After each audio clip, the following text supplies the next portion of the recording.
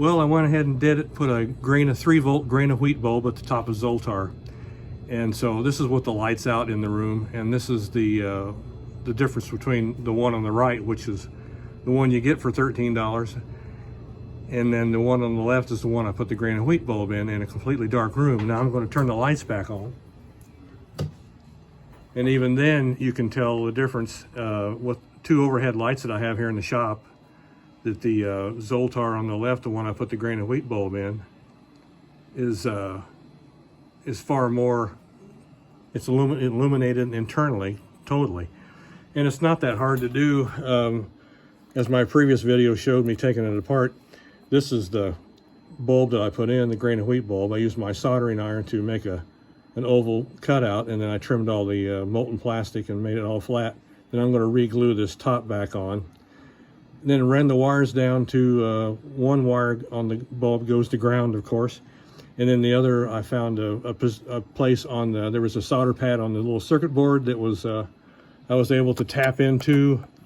So when I turn the switch off, then the bulb will, the lamp will go out. I tried to find a place on the circuit board that, if you notice when I sit here and I'm talking, that they're going to time out. So they run so long, so many minutes, and then they'll time out. But I tried to find a place on the circuit board that had output that did that, but the only outputs I found that were automatically shut off were the ones that are being switched right now to blink or to fade the bulb. And I see the one on the right has timed out already. Now the one on the left timed out. So the lamp is still lit, but that, you know, it's a little 3-volt grain of wheat bulb. I mean, it's not like you're going to run this for hours at a time. So if you just reach underneath here, and when you switch off the switch, then that's it.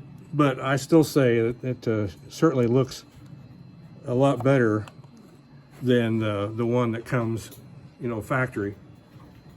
I think they should have added the light, so give me your comments of what you think, but I think they should have put a little, either a white LED up at the top, or do what I did. I mean, I wanted to kind of use a bulb that had quite a bit of area of illumination, so those little grain of wheat bulbs can actually do cover quite a bit of area up there, which actually it turned out better than I thought. So anyway, I'll turn the light back on.